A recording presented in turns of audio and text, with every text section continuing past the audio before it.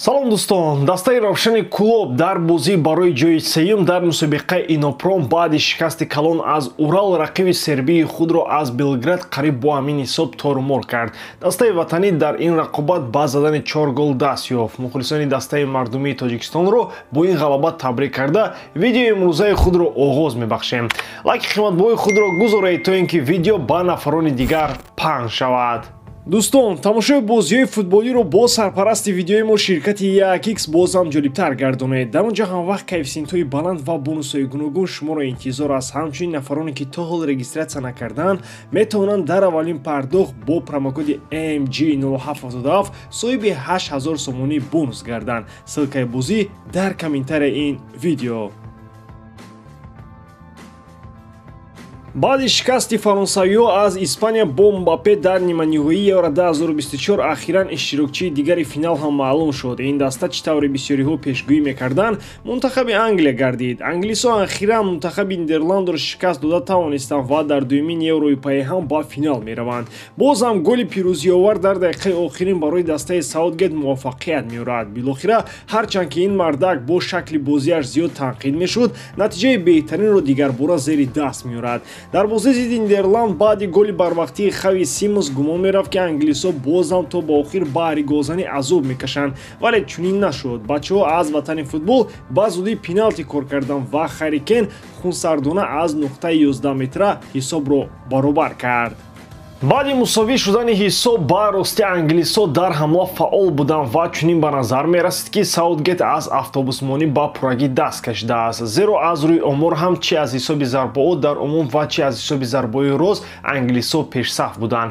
Нидерланд ҳам албатта ки дар хатти ҳимоя то охири бозӣ муваффақ буд ва талош мекард ки ҳуҷумҳои худро дошта бошад. Вале чӣ тавре ки шоҳид шудем, ба мисоли бозиҳои пешин Англия дар охир бо доштани бахти баланд аз экстратайм даст кашид. Бозингари Астон Вилла Оли Уоткинс ки аз курсиҳои эҳтиётӣ ба майдон омад, голи пирӯзиовар дар дақиқаи 90 зад ва кори хирсро пешакӣ тамом кард.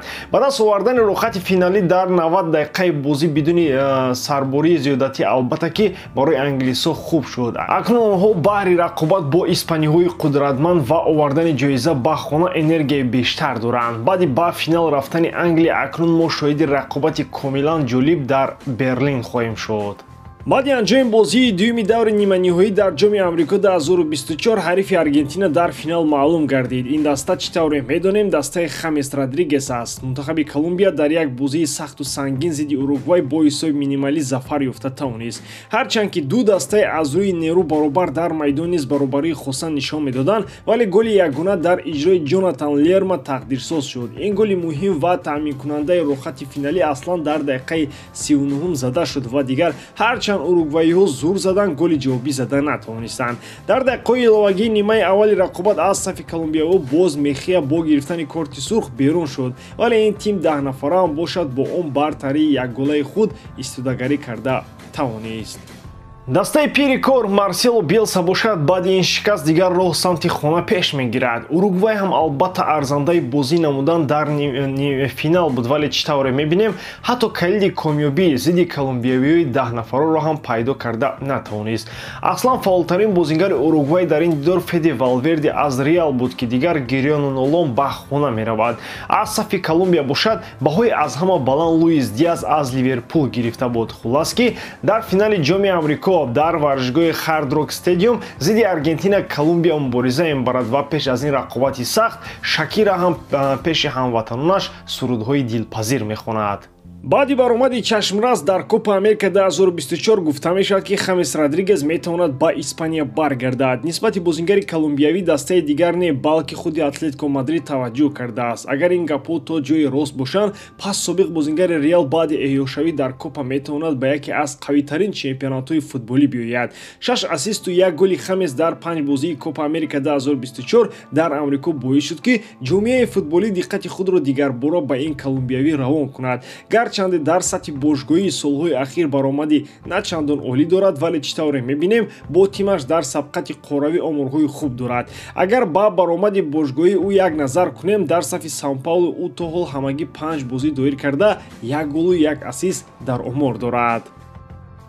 пеш аз чемпионати Бразилия бошад собиқ бозингари Реал дар сафи Олимпиакоси Юнон баромад мекард ки онҷо дар масири 20 бозӣ омори 5 ҷамъи 6 дошта буд. Муаллифи зеботарин голи ҷоми ҷаҳонии соли 2014 аслан баъди рафтан аз Реал дар сафи тимҳои Ал-Райяни Қатарӣ ва Эвертон ҳам баромад мекард. Вале чӣ тавре медонем, дар ин ду тим он қадар зиёд аз худ сару садо баланд карда натавонист. Вобаста ба баромади начандон муваффақ дар сатҳи бошгоҳӣ, арзиши ин бозингари 32 сола ҳам дар сомонаи трансфер маркет то ба 3,5 миллион евро поин рафтааст. Вале новобаста ба он ки ин мардак аллакай бо тимаш дар финали Копа Америка 2024 зидди Аргентина сар ба сар мешавад ва ки медонад мумкин чемпион ҳам шавад, пас метавон гуфт ки дар Аврупо ғайр аз Атлетико Мадрид боз метавонад талабгор пайдо кунад.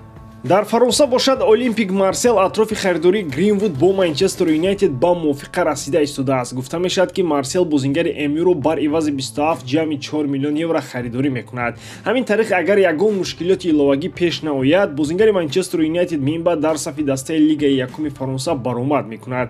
Вале чӣ тавре расонаҳо зиёд менависанд, на ҳар нафар мехоҳад ки Гринвуд дар дастаашон бозӣ кунад. Маслан чанде пеш шаҳрдори Марсел зидди гузариши ин бозингар ба Олимпик баромад карда гуфт ки дар шаҳри мо барои нафарони даст ба хушунатзада ҷойи нахоҳад буд. Мери шаҳри Марсел ҳатто эълон кард ки дар ин бора бо президенти Марсел гуфтугӯ мекунад. чӣ тавре медонем, сабаби асосӣ аз Юнайтед рафтани Гринвуд ин хушунатҳои хонаводагӣ зидди дӯстдухтараш ба ҳисоб меравад. Дар омади гап вобаста ба ин ҷанҷолҳо Гринвуд баъдан дар суд ҳақ баромад. баъди ин қазияи ҷомеаи англисӣ зидди ин бозингар баромад ва ӯро ночор ба Хетафе ба иҷора равон намуданд. Омори 8 ҷамъи 6 дар 33 бозии Ла Лига сабаб шуд то Гринвуд дубора аз бозингари муҳим буданашро исбот намояд ва аз барои ҳамин ба зудӣ дастаи нав пайдо кардааст. Дастпарвари 22 солаи МЮ ки аз рӯи фарзияи трансфермарк 25 миллион евро арзиш дорад, бо вуҷуди чунин сину соли ҷавонаш агар дар Фаронса боз худро хубтар нишон диҳад, бо эҳтимолияти зиёд ягон вақт ба худи Юнайтед баргашта метавонад. ба ҳамин тамом, бори дорам ки эҷодкории ман ба шумо писанд меояд. Лайк, комментария ва дар канал обуна шуданро аз ёд набароред. Бо шумо мисли ҳар вақта Муҳаммад Гайров. Хай бародарон, дар паноҳи Аллоҳ.